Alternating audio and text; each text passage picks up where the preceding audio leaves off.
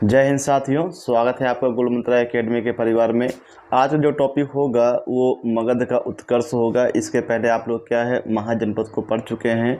हम लोगों ने पढ़ा कि जो 16 आपके महाजनपद हैं उनमें से 14 जो हैं आपके भारत में हैं और 2 जो महाजनपद हैं ये भारत के बाहर हैं। और उन 14 जो महाजनपद हैं, टोटल जो 16 हैं, उनमें से जो मगध जो रहा है सबसे शक्तिशाली जो रहा है। और शक्तिशाली होने के कारण ये भी रहा है कि मगध एक ऐसे क्षेत्र में रहा है जहाँ पे क्या है नदियों का एक जाल था। तो जहाँ पे नदियों का जाल होता है वहाँ पे कृषि जो है सबसे उत्तम मानी जाती है। ये भी एक कारण है कि मगध जो है शक्तिशाली हो गया था, क्योंकि नदियों के माध्यम से खेती किसानी करना, उसके साथ साथ जो है नदियों से के माध्यम से एक स्थान से दूसरे स्थान पे व्यापार करना। तो 16 जो महाजनपद हैं उनमें से हम जो पढ़ेंगे तो उनमें से आपका जो महत्वपूर्ण है ये मगध का उत्कर्ष है। और मगध के उत्कर्ष में जो आप स्टार्टिंग में पढ़ेंगे उसमें से आपको जो पढ़ना पड़ेगा सबसे पहले वो आपका हर्यक वंश है। पहला क्या आपका हर्यक वंश है। फिर उसके बाद आप लोग पढ़ेंगे शिशुनाग वंश। क्या पढ़ेंगे आप लोग? शिशुनाग वंश पढ़ेंगे। और शिशुनाग के बाद जो है आपका ये नंद वंश हो जाएगा, नंद वंश हो जाएगा। और नंद वंश के बाद आपका हो जाएगा मौर्य वंश। ये जो मैंने लिख दिया है, कई पेपर में ये पूछा जाता है कि जो मगध के उत्कर्ष के समय जो है जो आपके वंश हुए इनका कालक्रम क्या होगा। तो पहले आपका क्या है हर्यक वंश। हर्यक वंश समाप्त होता है, फिर क्या आता है शिशुनाग वंश आता है। फिर ये तीसरा आपका क्या आता है नंद वंश आता है। और चौथा वंश क्या है आपका ये मौर्य वंश आता है। तो यहाँ से भी सभी वनडे एग्जाम हो चाहे पीसीएस एग्जाम हो, यहाँ तक कि रेलवे ग्रुप डी में ये क्वेश्चन पूछा गया था कि हाँ जितने भी आपके मगध के वंश है स्टार्टिंग वाले और मौर्य वंश के पहले उनका सही क्रम क्या है। तो पहले आपका क्या है हर्यक वंश है, दूसरा आपका शिशुनाग वंश है, तीसरा आपका नंद वंश है और चौथा आपका मौर्य वंश है। अब देखिए हर्यक वंश है, शिशुनाग है, नंद वंश है। तो इन तीनों को हम लोग पढ़ लेंगे बारी बारी से। और इस लेक्चर में किसका उल्लेख किया गया? हर्यक वंश का किया गया है और शिशुनाग का किया गया। जो कल हम पढ़ाएंगे उसमें क्या पढ़ाएंगे? नंद वंश के बताएंगे। और नंद वंश के बाद और मौर्य वंश को पढ़ने के बीच में इस समय हम लोगों को ईरानी और प्लस यूनानी आक्रमण के बारे में भी जानना है, क्योंकि इस समय जो है यूनान का शासक जो है आपका सिकंदर महान जो है भारत पे आक्रमण करता है। फिर उसके बाद हम क्या पढ़ेंगे? फिर मौर्य वंश पढ़ेंगे। तो अभी हम लोग आज क्या पढ़ेंगे? हर्यक वंश पढ़ेंगे और शिशुनाग वंश पढ़ेंगे। और कल हम पढ़ेंगे नंद वंश पढ़ेंगे और ईरानी यूनानी आक्रमण पढ़ेंगे। और फिर इसके बाद आ जाएंगे हम लोग कहाँ पे आ जाएंगे? मौर्य वंश में आ जाएंगे। कहाँ पे आ जाएंगे? मौर्य वंश में आ जाएंगे। तो ये आपको कालक्रम जो है अच्छे से याद रखना है। पहला आपका हर्यक वंश है, दूसरा शिशुनाग वंश है, तीसरा क्या आपका नंद वंश है और चौथा क्या आपका मौर्य वंश है। तो यहाँ हम स्टार्ट कर रहे हैं हर्यक वंश। तो हर्यक वंश जो है इसे हम कह सकते हैं मगध का पहला जो है ये क्या कहते हैं शक्तिशाली जो वंश हुआ। कौन सा हुआ है? ये हर्यक वंश हुआ है। कई किताबों में आपको ये भी मिलता है कि मगध के जो संस्थापक हैं बृहद्रथ को माना जाता है, लेकिन उनका कोई बिल्कुल एग्जैक्ट जो है प्रमाण नहीं मिलता है। लेकिन जो पहला आपका वंश है ये शक्तिशाली जो वंश उभरा हुआ है ये आपका है हर्यक वंश। जैसे हम लोगों ने पढ़ा था कि वैदिक काल जो हुआ था, पूर्व वैदिक काल है, उत्तर वैदिक काल, तो 600 ईस्वी तक ईसा पूर्व तक क्या आया है? वैदिक काल आया है। और इसका समय क्या है? लगभग 544 बीसी से स्टार्ट है। लगभग जब वैदिक काल में क्या हुआ है कि वहाँ पे जब अनेक प्रकार के जो कर्मकांड हैं और वहाँ पे कृतियाँ फैल गई हैं, तो उसके बाद जैन धर्म और बौद्ध धर्म का उदय हुआ है और उन्हीं को अपनाकर नए नए राज्यों का क्या है ये उनका वर्चस्व फैला हुआ है। तो आज हम पढ़ते हैं हर्यक वंश के बारे में। और हर्यक वंश का जो समय है 544 बीसी से 412 बीसी तक। तो इनका समय क्या है? 544 ईसा पूर्व से 412 ईसा पूर्व तक। और ईसा पूर्व का मतलब होता है वहाँ पे जो गिनती है ये उल्टा चलती है और ईस्वी में जो है गिनती क्या है ये सीधा चलती है। तो हम देखेंगे बिम्बसार के जो बिम्बसार होते हैं ये हर्यक वंश के पहले राजा होते हैं, जिनका समय 544 से लेकर ये आपका 492 बीसी तक है। और यही क्या होते हैं हर्यक वंश के संस्थापक होते हैं। दूसरे आपके हैं अजातशत्रु हैं, तीसरे आपके उदयन हैं और लास्ट में कौन है? आपके नागदशक। तो हर्यक वंश में आपको 4 राजाओं को याद रखना है।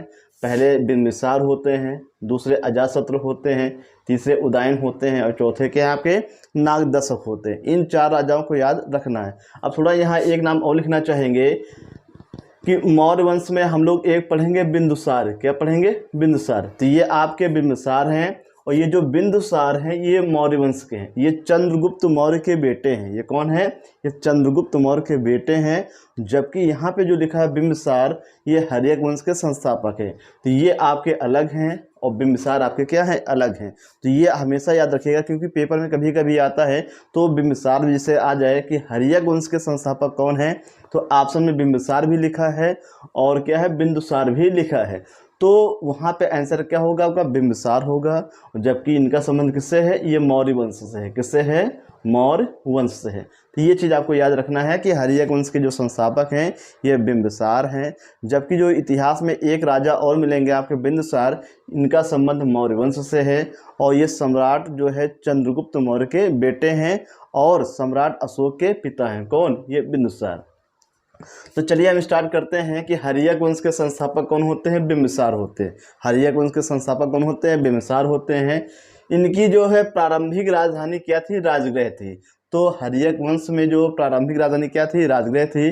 और बाद में क्या हो जाती है? ये पाटलिपुत्र हो जाती है। क्या हो जाती है? पाटलिपुत्र। और पाटलिपुत्र जो होती है ये उदयन के समय होती है। किसके समय होती है? उदयन के समय होती। ये चीज़ आपको याद रखना है कि मगध की जो प्रारंभिक राजधानी क्या थी? तो राजगृह रही है। बाद में क्या हो जाती है? ये पाटलिपुत्र हो जाती है। आगे हम देखेंगे, इस वंश को पितृहंता वंश कहा जाता है। इस वंश को क्या कहा जाता है? पितृहंता वंश कहा जाता है। क्यों? क्योंकि यहाँ पे जितने भी राजा हुए हैं सब लोग जो है अपने पिता को मारकर हुए। जैसे हम कहते हैं कि जब बिंबिसार जो जीवन के अंतिम समय में था तो इसका पुत्र अजातशत्रु इसकी हत्या कर देता है और अजातशत्रु स्वयं राजा बन जाता है। और फिर लास्ट में क्या होता है कि उदयन जो है अजातशत्रु की हत्या करके राजा बन जाता है। इसलिए हर्यक वंश को पितृहंता वंश भी कहा जाता है। ये भी आपको याद रखना है कि जो आपका हर्यक वंश है इसे क्या कहते हैं? पितृहंता वंश भी कहते हैं। तो ये चीज़ आपको याद रखना है कि पितृहंता वंश किसे कहा गया है? हर्यक वंश को कहा गया, क्योंकि यहाँ पे जितने भी राजा बने हैं सभी व्यक्तियों ने अपने पिता को मार कर क्या है? राजा बने हैं। इसलिए इस वंश को क्या कहते हैं? ये हर्यक वंश कहते हैं। आगे हम देखेंगे कि जो बिंबिसार का जो दरबारी जो वैद्य होता है उसका नाम है जीवक। क्वेश्चन पूछेगा कि जीवक कौन है? ये चिकित्सक थे। ये जीवक क्या थे? ये चिकित्सक थे। और आप इतिहास में जो प्राचीन इतिहास में आपको याद रखना है, 3 आपको चिकित्सक मुख्य रूप से याद रखना है। पहले आपके जीवक को याद रखना है, दूसरे आपको चरक को याद रखना है, और तीसरे आपके धन्वंतरि। पहले आपके जीवक हैं, जीवक का संबंध हर्यक वंश बिंबिसार से है। और फिर दूसरे जो चरक हैं इनका संबंध कुषाण वंश के शासक होते हैं कनिष्क से होता है, तो कनिष्क से संबंधित है। और तीसरे आपके धन्वंतरि हैं, यह गुप्त काल में आप पढ़ेंगे, वो चंद्रगुप्त विक्रमादित्य के समय में। एक और मिलते हैं महर्षि सुश्रुत, तो उनका भी उल्लेख किया गया है। लेकिन 3 आपको याद रखना, जीवक, चरक और धन्वंतर। जीवक जो है बिंबिसार के समय के हैं, चरक कनिष्क के समय के हैं, और धन्वंतर जो है ये चंद्रगुप्त विक्रमादित्य के समय के हैं। तो यहाँ हम लोगों ने क्या पढ़ा कि जो जीवक है ये बिंबिसार के दरबारी वैद्य रहे हैं।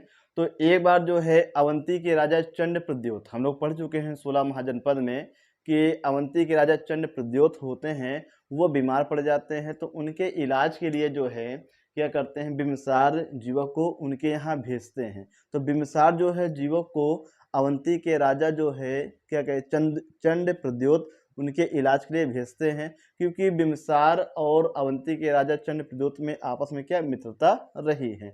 और इसके बाद जो है जीवक को गौतम बुद्ध एक बार बीमार पड़ गए थे, तो गौतम बुद्ध के इलाज के लिए भी क्या है बिंबिसार ने जीवक को भेजा था। तो 2 पॉइंट आपको याद रखना है कि बिंबिसार ने किसे गौतम बुद्ध के इलाज के लिए भेजा था? जीवक को भेजा था। दूसरा पॉइंट आपको ये भी याद रखना है कि बिंबिसार ने किसे चंड प्रद्योत के इलाज के लिए भेजा था? जीवक को। तो 2 पॉइंट आप बना के लिख लेना। आगे हम देखेंगे बिंबिसार को क्या कहा गया? श्रेणिक कहा गया है। क्वेश्चन पूछेगा कि बिंबिसार को किस नाम से क्या पुकारा गया है? श्रेणिक के नाम से पुकारा गया है। या फिर ये भी कह दिया जाएगा कि बताइए इतिहास में कौन सा राजा होता है जिसे श्रेणिक कहा गया? तो उसका नाम क्या है? बिंबिसार है।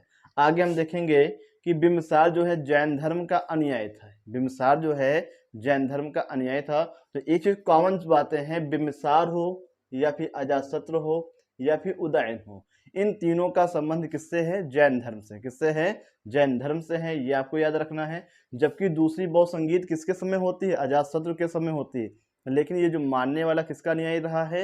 ये मुख्य रूप से जैन धर्म का। तो बिंबिसार हो, चाहे अजातशत्रु हो, चाहे उदयन हो, ये तीनों जो है ये फॉलोवर रहे हैं किसके? जैन धर्म के।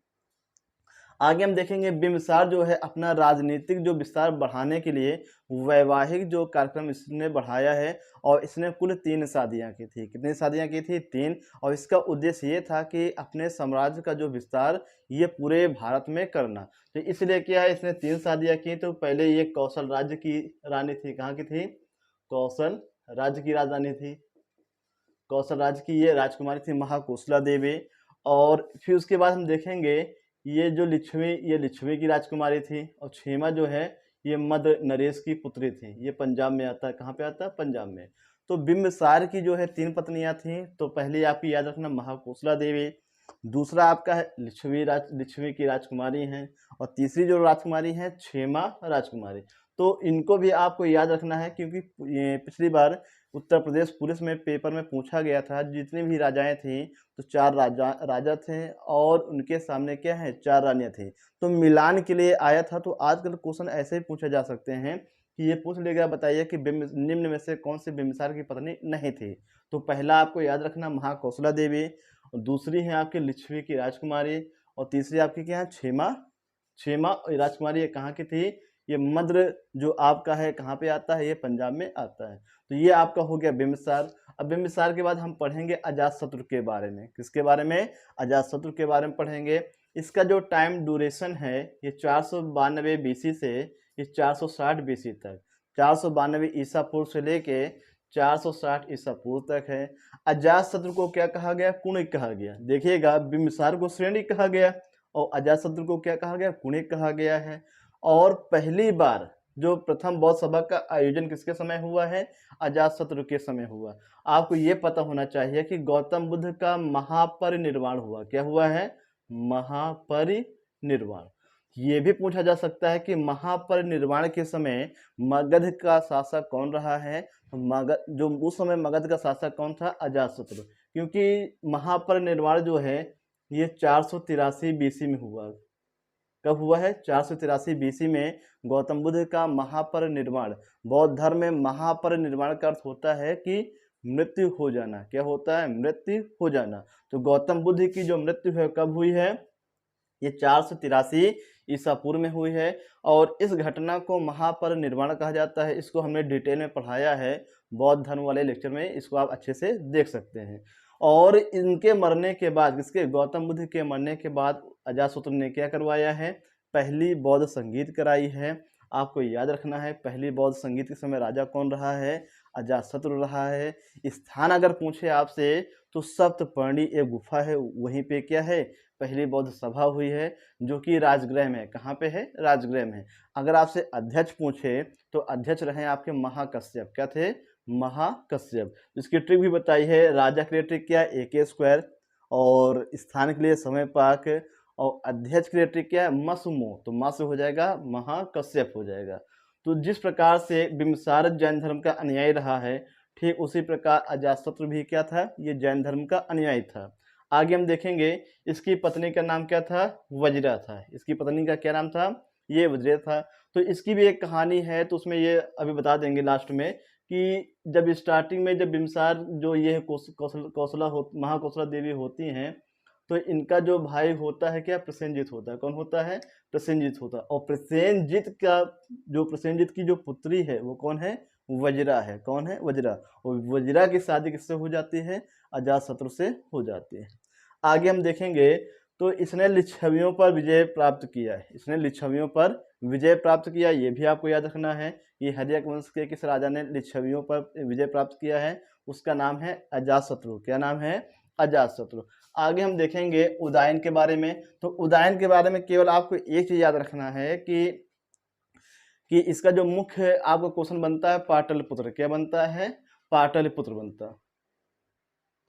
तो इसमें हम देखेंगे उदयन के बारे में। इनका समय है 460 ईसा पूर्व से 444 ईसा पूर्व तक। ये भी जो है जैन धर्म का अनुयायी था। और पाटलिपुत्र को किसने बसाया है? तो आपको याद रखना है पाटलिपुत्र को बसाया गया उदयन के द्वारा। किसके द्वारा? उदयन के द्वारा पाटलिपुत्र को बसाया गया है। और जब ये बसाया गया है तो ये है आपका बिहार में। कहाँ पे है आपका? बिहार में है आपका। और ये गंगा नदी, गंगा प्लस सोन नदी, और इसके आसपास जो आपकी गंडक नदी भी आ जाती है। गंगा और सोन नदी के संगम पे उदयन ने क्या किया? पाटलिपुत्र को बसाया है। वही पाटलिपुत्र है जिसे आज पटना के नाम से जाना जाता है। तो यहाँ से 2 पॉइंट आपको याद रखना है कि पाटलिपुत्र को किसने बसाया है? उदयन ने बसाया है। इनका संबंध किस वंश से है? हर्यक वंश से है। और जब आप मध्यकालीन इतिहास में आएंगे, शेरशाह सूरी पढ़ेंगे, तो शेरशाह सूरी ने पाटलिपुत्र को पटना के नाम से पुनः स्थापित किया। तो 2 पॉइंट आपको याद रखना है कि पाटलिपुत्र को किसने बसाया है? ये उदयन ने बसाया है। जबकि पाटलिपुत्र को पटना के नाम से पुनः कौन बसाता है? तो ये शेरशाह सूरी बसाता है। देखिए इसमें अभी कहानी जैसे है, उसमें हम ये देखेंगे इनकी जो कौशल राज्य उसके बारे में देखेंगे, लेकिन पहले हम पढ़ लेते हैं शिशुनाग वंश के बारे में। तो शिशुनाग वंश का जो समय है आपका, ये 412 ईसा पूर्व से लेके 344 ईसा पूर्व तक। तो यहाँ से ज़्यादा पॉइंट आपके नहीं बनते हैं। यहाँ पे 3 आपको नाम याद रखना है। पहले राजा शिशुनाग होते हैं, दूसरे आपके क्या होते हैं? कालाशोक होते हैं, तीसरे क्या होते हैं? नंदीवर्धन। तो शिशुनाग जो है ये मंत्री रहते हैं। शिशुनाग जो है ये हर्यक वंश में मंत्री रहते हैं। जब राजा कौन होता है? नागदशक। जब राजा नागदशक होते हैं तो नागदशक के यहाँ शिशुनाग जो है ये एक मंत्री के पद पे नियुक्त रहे हैं। लेकिन इन्होंने षड्यंत्र रच कर क्या किया? नागदशक की हत्या कर दी। और नागदशक की हत्या करने के बाद खुद हर्यक वंश का जो नागदशक है उसकी गद्दी पे बैठ गए। कौन? ये शिशुनाग। तो एक साधारण सा मंत्री था और इसने नागदशक की हत्या करके क्या है? मगध की गद्दी पे बैठ गया और खुद राजा बन बैठा। तो आपको यहाँ से ये याद रखना है कि शिशुनाग वंश जो है ये किसे मारकर शिशुनाग वंश की स्थापना की? तो नागदशक को मारकर। और नागदशक कौन होता है? ये हर्यक वंश का अंतिम राजा होता है। ये पहला यहाँ पे राजा हो गया शिशुनाग वंश हो गया, दूसरा आपका हो गया कालाशोक हो गया, और तीसरा आपका है नंदीवर्धन। तो यहाँ हम देखेंगे शिशुनाग वंश के संस्थापक कौन है? स्वयं शिशुनाग हैं। और इसने जो है अपनी राजधानी किसको बनाया? वैशाली को राजधानी बनाया। इसने अपने जो कह सकते हैं पहले राजगृह रही है, राजगृह से पाटलिपुत्र हो गए, अब पाटलिपुत्र से क्या हो गई है? वैशाली। तो यहाँ हम देख रहे हैं जितने भी राजा होते हैं घूम घूम के अपनी राजधानी परिवर्तन करते हैं। तो स्टार्टिंग में मगध की राजधानी क्या थी? ये राजगृह रही है। और फिर उसके बाद उदयन क्या करते हैं? पाटलिपुत्र को बसाते हैं और वहीं पे इसको अपनी राजधानी बना लेते हैं। लेकिन जब शिशुनाग वंश में आते हैं, शिशुनाग आते हैं, इन्होंने पाटलिपुत्र से परिवर्तित करके क्या कर दिया है? वैशाली को अपनी राजधानी बनाया है। अब देखिए यहाँ पे अवंती को मगध में मिला लिया। देखेंगे जब हम लोग पढ़ रहे थे हर्यक वंश में, तो अवंती के राजा जो चंड प्रद्योत और बिंबिसार के बीच में आपस में मित्रता, मतलब कि ये जो व्यवहार रहा है एक मित्रतापूर्ण व्यवहार रहा। लेकिन जब ये आते हैं तो इन्होंने क्या किया है? अवंती के ऊपर आक्रमण कर लिया और अवंती को मगध के साम्राज्य में मिला लिया। तो आपको याद रखना है कि शिशुनाग ने क्या किया है? अवंती के शासक को हराकर उसको अपने साम्राज्य में मिला लिया है। आगे हम देखेंगे कालाशोक, और इनका समय है 394 बीसी से 366 बीसी तक। तो इनका समय क्या है? 394 बीसी से 366 बीसी तक है। और इन्हें जो है पुराणों में क्या कहा गया है? तो आपको याद रखना है कालाशोक को पुराणों में काकवड़ कहा गया। क्या कहा गया है? काकवड़ कहा गया है। तो ये चीज आपको याद रखना है कि कालाशोक को पुराणों में क्या कहा गया? काकवड़ कहा गया। क्या कहा गया? काकवड़ कहा गया है। और कालाशोक ने जो है, अभी देखिएगा यहाँ हमने क्या पढ़ा कि शिशुनाग ने क्या किया है? वैशाली को अपनी राजधानी बनाया। लेकिन फिर से जो है कालाशोक राजा बनते हैं और कालाशोक वैशाली से फिर कहाँ फिर पुनः आ जाते हैं? पाटलिपुत्र आ जाते हैं। कहाँ जाते हैं? पाटलिपुत्र। तो कालाशोक ने अपनी राजधानी वैशाली से पुनः जो है ये पाटलिपुत्र को स्थानांतरित किया है।